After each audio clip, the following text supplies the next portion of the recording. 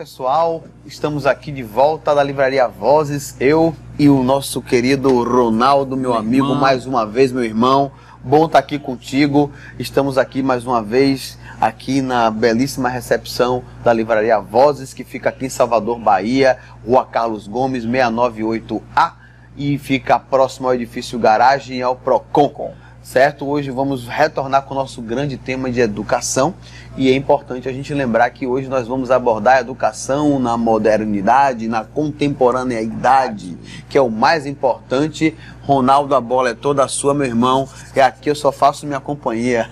Que é isso? Deixa de bobagem, Marcola. Meu irmão, começando no último vídeo a falar sobre a questão do Renascimento, né? Sim, o Renascimento. O Renascimento. Falamos das universidades medievais e entramos para a questão das universidades nesse Renascimento, né? Então, a grande questão da educação é que ainda não havia uma distinção do que era uma criança. Então, quando se fala em educação, pensa numa criança como um adulto em miniatura, e educação não era coisa para ela, né? Então o cara começa a ter os primeiros passos, as primeiras letras, quando ele tem condições. A educação também era uma questão aqui da nobreza, do clero, né? E daqui a pouco da burguesia, né? De alguns burgueses. E essa educação vai ser algo muito restrito para classes dominantes, né? Só no Renascimento, Marquinhos. Não, já ia dizer para você, não é tão diferente, mas tudo bem. Estamos aqui nesse processo de abordagem, né? Então, o Renascimento traz essa coisa de renascer da cultura e, ao mesmo tempo, uma retomada para a Grécia, essa coisa antropocêntrica. Volta também a pergunta sobre o que é ética, porque Maquiavel vai desconstruir essa coisa, trazendo um relativismo para ações do governo, né, do príncipe. Mas, ao mesmo tempo, você tem um questionamento. Será que perdeu a noção do que é viver em sociedade ou só tem uma ética relativa ao poder, o resto todos devem seguir isso, né? Então a educação caminha para esse espaço, né? Então começa aí a questão da separação do pensamento religioso, e aí você tem toda aquela questão da revolução científica, né? Galileu, mais à frente Copérnico, e isso vai ser muito importante para a educação hoje, né? Então, Marquinhos, dê uma colaboração aí com essa coisa. Quando você falou aí de Galileu, Copérnico, é curioso a gente falar assim, a gente sai do âmbito de que a religiosidade, a religião em si, ela tutelou muito da educação, né? Sim. E aí a gente vai para o cientificismo. Cientificismo esse, gente, que começa com pessoas que tiveram a educação religiosa na sua formação de base. Galileu é um grande exemplo disso, né? Então a questão de uso de metodologia e tal, ela vem desse processo de ensino religioso, né? O processo de você ali, ó, galgar espaço, ter uma progressão na leitura das coisas, na leitura de mundo, que Galileu usou bastante, usou até com uma certa intensidade. Ele faz isso de maneira muito metódica, que faz parte desse processo. É que até essa questão da metodologia cartesiana, né, o método cartesiano, justamente aquilo que é para separar mesmo. E Galileu já estava sofrendo essa influência da igreja, dizer, olha, você deve ficar calado, né?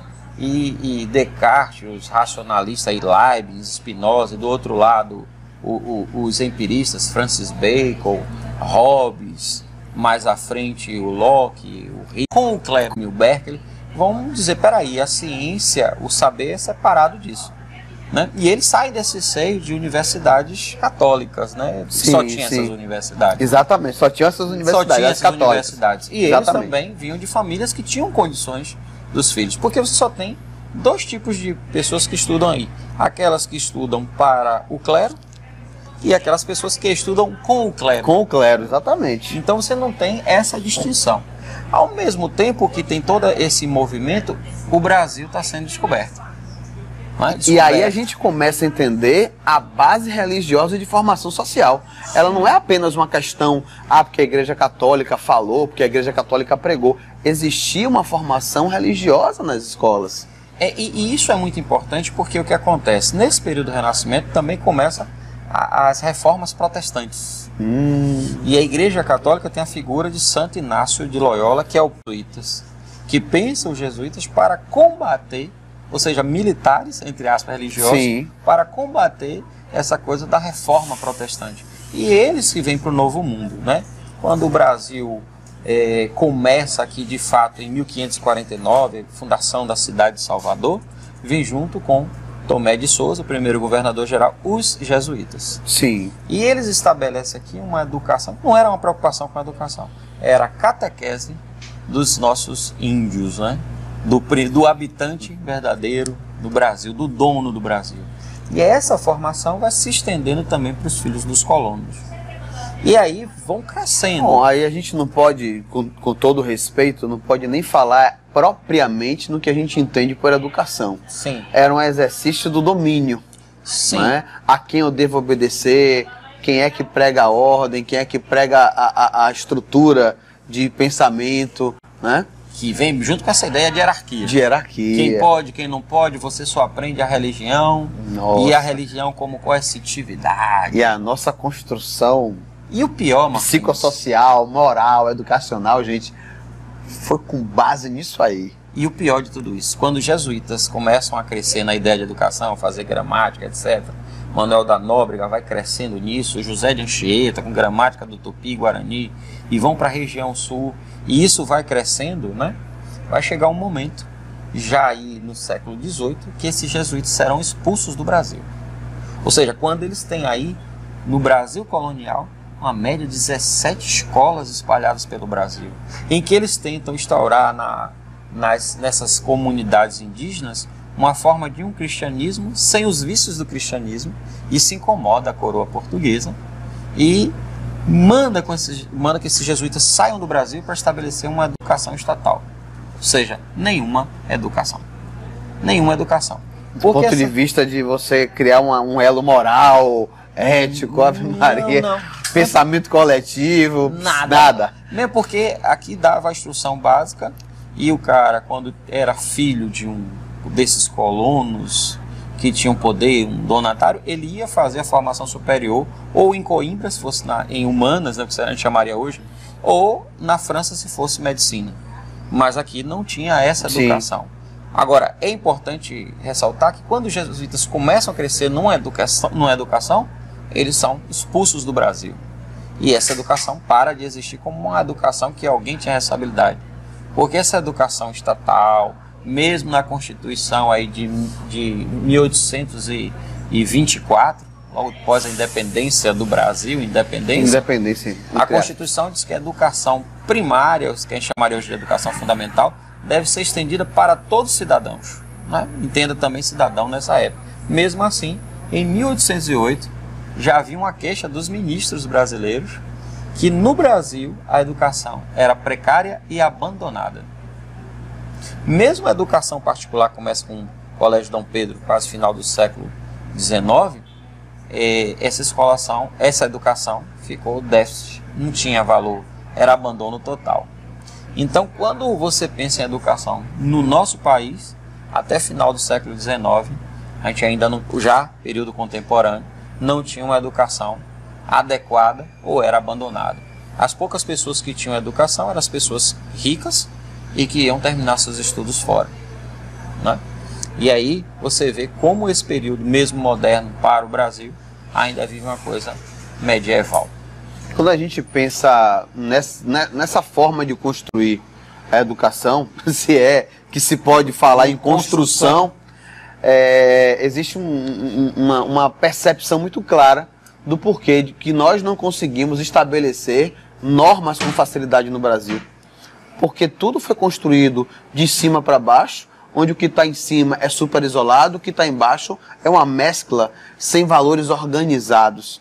Não é? Porque você não tem uma ordem. Imagine você discutir ética, você discutir moralidade num processo em que o cara aprende relegado a um conhecimento aleatório. Ele não tem ordenamento, ele não tem estruturação, ele não tem apoio. Como é que você vai conseguir implantar na cabeça de alguém um processo que envolve ética, né? Que envolve correção, honestidade, né? Que envolve moralidade dentro de um processo em que você não tem vínculo algum com o país. Com o país. Você não tem com o país, não tem com sua população. O ser cidadão, ele é natimorto. Não existe, o Florestan Fernandes faz um comentário lá para a década de 40, que no Brasil a educação é manutenção de classes. Nossa, e eu acho que ele está certo. Isso, até hoje a gente vê essa dificuldade, né, da educação da escola pública, da questão do acesso às universidades. Até hoje há essa dificuldade em relação às classes menos favorecidas do nosso país. E a gente pode dizer que existe sim, até alguns afirmam, uma construção negativa dessa educação. Né? Se a gente pode chamar de construção, a gente pode dizer que é uma construção perversa dessa educação no nosso país. Você vê atualmente não há uma expansão da universidade, onde tem que tirar dinheiro em vários lugares para várias coisas sair da educação. Nossa, então assim... Vamos lembrar de um episódio muito recente da política nacional, onde o atual comandante do país, ele disse que precisava tirar aproximadamente 108, 112 milhões de reais de verbas que já estavam restritas na educação para a elaboração de passaportes, porque as pessoas precisavam ir à Disney. Então eu não vou falar mais nada. A forma de respeitar a educação do país realmente fica difícil discutir isso, porque quando as pessoas falam de educação, há uma confusão muito grande entre a ética e a moral. Você vê, Marquinhos, que essa confusão é tão grande e é tão triste no nosso país que a gente sai do Brasil colônia, entra no Brasil império, chega na contemporaneidade e a brincadeira de mau gosto ainda é a mesma. Estagnou-se, né? Estagnou. Um processo. É um processo engessado. Você não consegue evoluir tecnicamente no processo educacional, porque a educação é vista como um engavetamento. Sim. Não, tem a gaveta da escola, tem a gaveta da universidade, tem a gaveta... Só que o problema é que se uma não perpassa pela outra, fica impossível discutir educação. A educação na contemporaneidade traz essa mescla. Sim. E ela vai ser o motivo do nosso próximo diálogo. Com certeza, mesmo porque essa educação no Brasil parece um cachorro correndo atrás do próprio rabo, né? Infelizmente é um jogo de peão. Tá certo? Valeu, Marquinhos. Beleza, meu irmão. Até daqui a pouco. Até daqui a pouco, galera. Um abraço, um beijão pra vocês. Nossa.